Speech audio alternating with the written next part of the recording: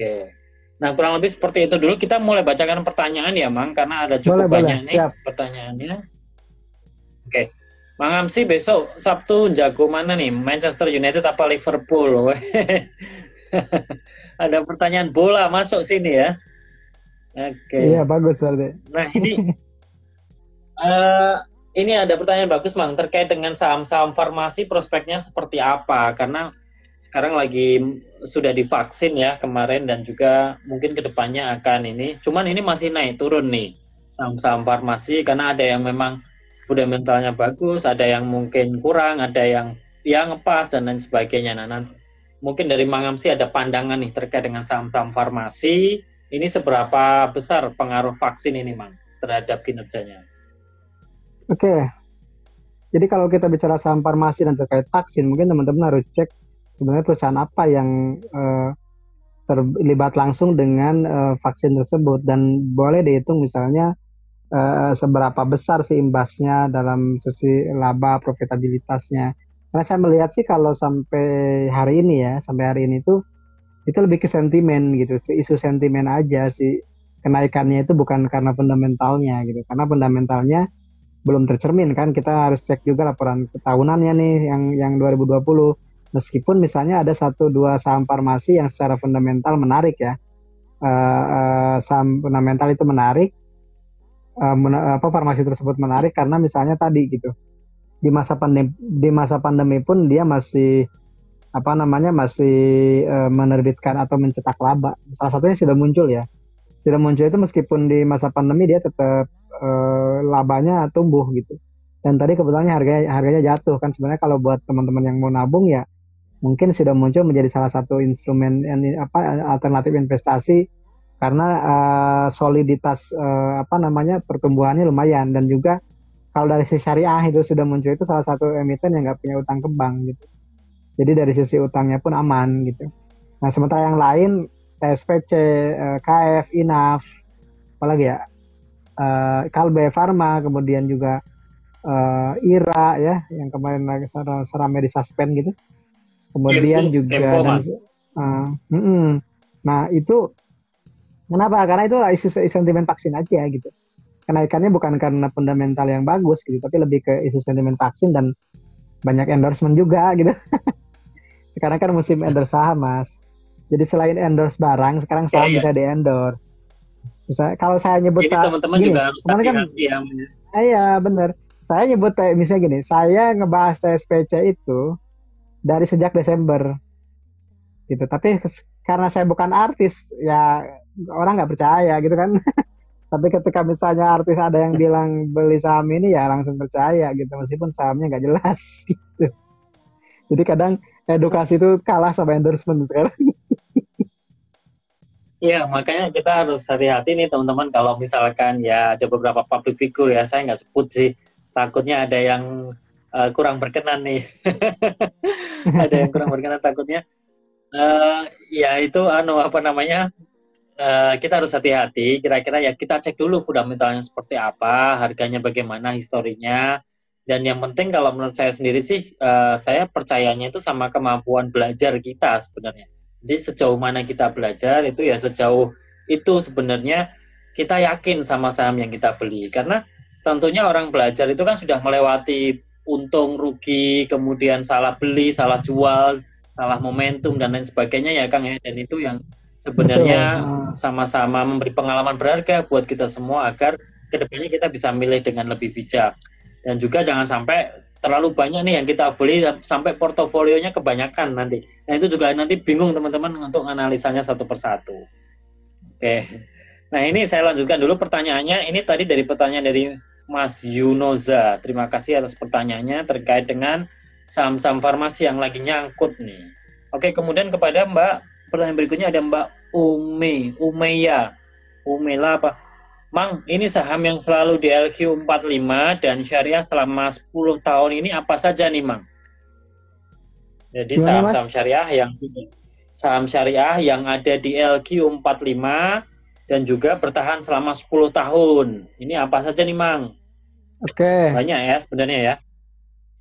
Jadi kalau teman-teman mau ini, kebetulan saya pernah bikin video di YouTube-nya Mang Amsi itu tentang saham-saham Jakarta Islamic Index yang selalu masuk JI selama 17 tahun terakhir malah dari 2004 sampai 2021 gitu ya.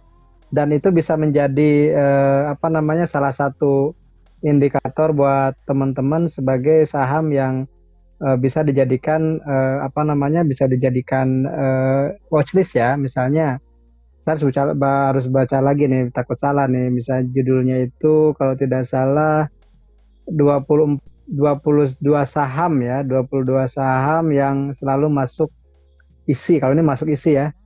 Ada juga yang misalnya saham yang selalu masuk YI misalnya. Nah itu teman-teman boleh cek ya. Satunya misalnya saya sebut aja misalnya Unilever lah.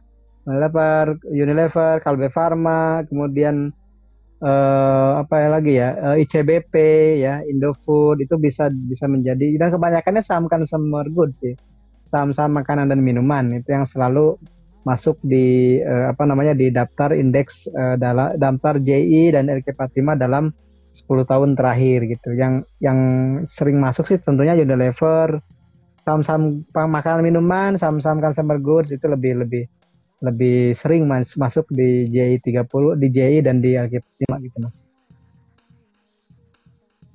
Ya, jadi teman-teman kalau mau cek sebenarnya di YouTube-nya Mang Amsi sama Instagram Syariah Saham ini pernah dibahas. Jadi beberapa saham-saham yang secara fundamental juga bagus ya. Biasanya Mang Amsi bahas nih misalkan 9 saham syariah yang bla bla bla bla bla gitu. Nah, karena iya kan Mas. Jadi karena saya kan belajar di sama Mas. Apa bikin videonya udah banyak tentang yang seperti itu. Jadi saya takut keliru gitu.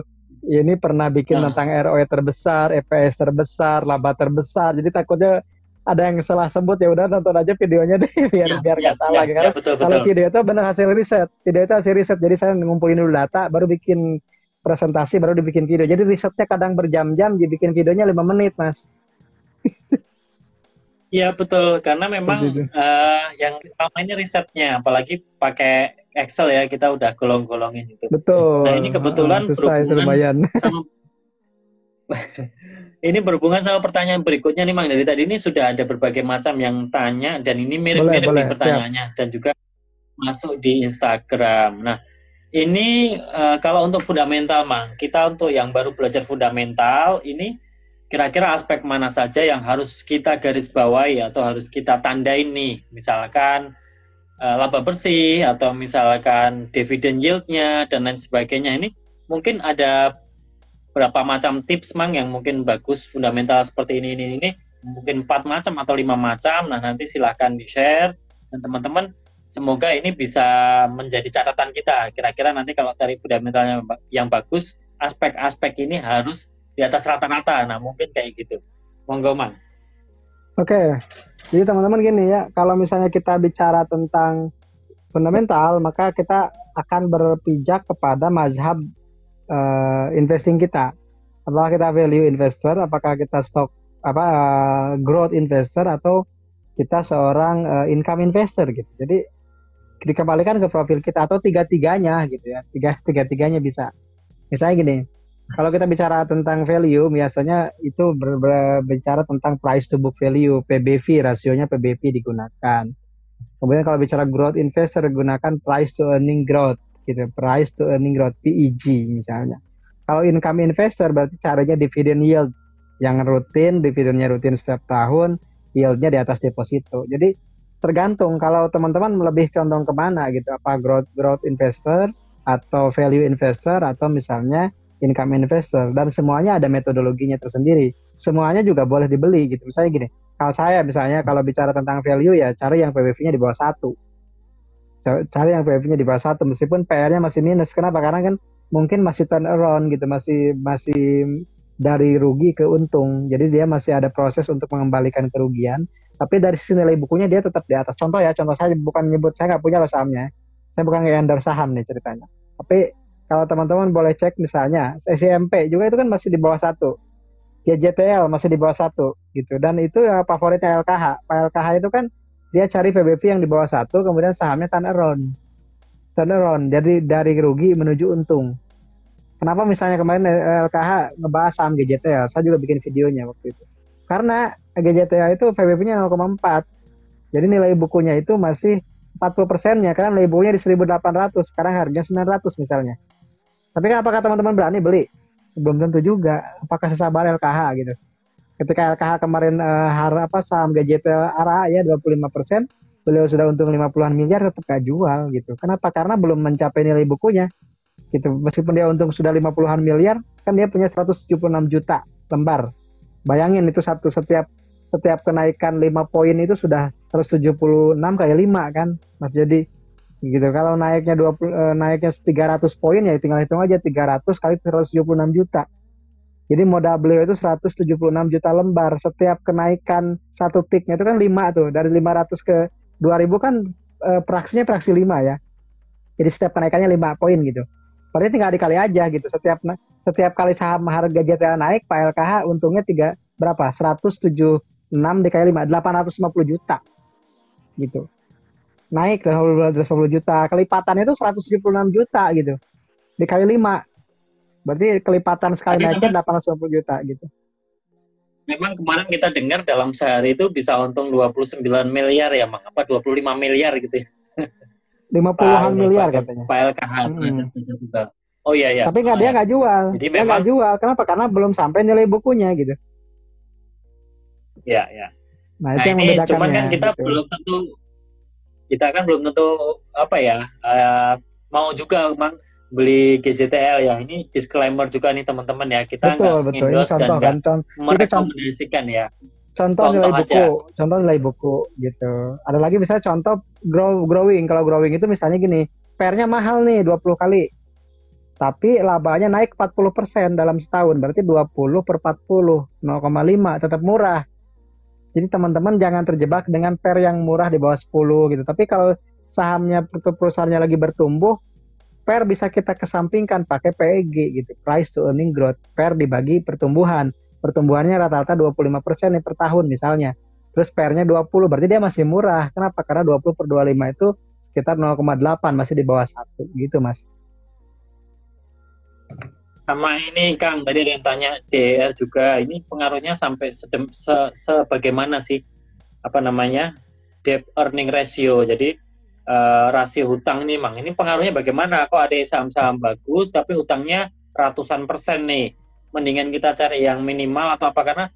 Karena memang ini saham syariah ada juga ya yang pakai hutang, tetapi ada batasan maksimalnya. Cuman ini kita masih berbicara umum nih.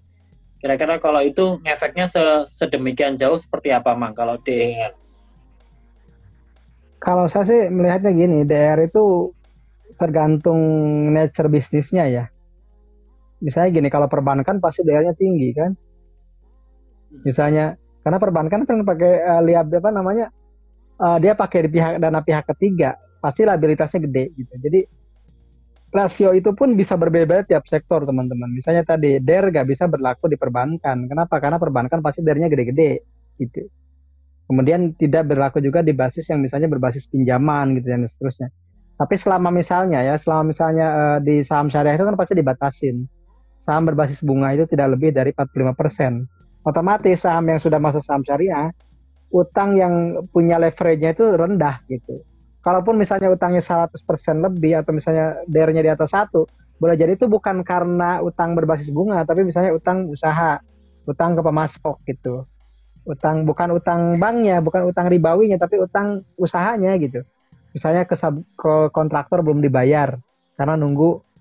Ini gini nih. Perusahaan konstruksi di Q3 itu biasanya minus. Kenapa? Karena arus kasnya minus. Karena dana dari pemerintah belum cair. Baru cairnya di Q4, baru dilunasin untuk ke kontraktor, ke subkon-subkonnya itu. Jadi ada utang yang belum dibayar. Jadi biasanya kalau teman-teman perusahaan konstruksi jangan kaget kalau di Q3, Q2 itu arus kasnya minus. Karena memang belum turun dananya, jadi mereka pinjem dulu gitu. Ngutang dulu. Nanti pas Q4 dibayar, karena nggak boleh lewat tahun anggaran berikutnya. Makanya ini salah satu juga semacam grafik ya. Kalau di akhir tahun menjelang sampai bulan Maret, saham konstruksi biasanya ngebut naik. Karena sudah merefleksikan dari pembayaran Q4 kemarin gitu. Kalau mau beli saham konstruksi di Q2, Q3 itu lagi jatuh-jatuhnya. Biasanya seperti itu. Tiap tahun berulang sebenarnya. Sebenarnya kalau mengandalkan satu sektor konstruksi saja atau satu subsektor itu kita udah bisa untung banyak, teman-teman. Bayangin coba Adi dari 300 ya, sekarang sudah 1000 berapa gitu. WSBP dari 100 perak sekarang sudah mendekati 330. Misalnya ya seperti itu. Jadi sebenarnya sih kesabaran itu kunci gitu. Jadi teman-teman tinggal masuk di momentum ketika banyak ditinggalin orang. Karena kekayaan atau keuntungan yang sebenarnya di saham, ketika kita masuk di saham yang ditinggalin orang. Dan kita jual ketika orang sudah mulai ramai masuk. Kita kontrarian. Orang panik selling, kita panik buying. Orang panik buying, kita mulai cicil jual. Itu strategi big fund seperti itu. Mereka masuk ketika orang tinggalin kan, aneh ya, kenapa lagi jelek kok mereka masuk ya? Mereka ingin cari harga murah. Ketika sudah mulai gede, sudah mulai tumbuh, baru mereka jual, kita yang beli gitu. Karena kita baru tahu laporan keuangannya bagus nih. Padahal udah dari dulu kan, udah dari prospeknya seperti apa gitu. Gitu Mas.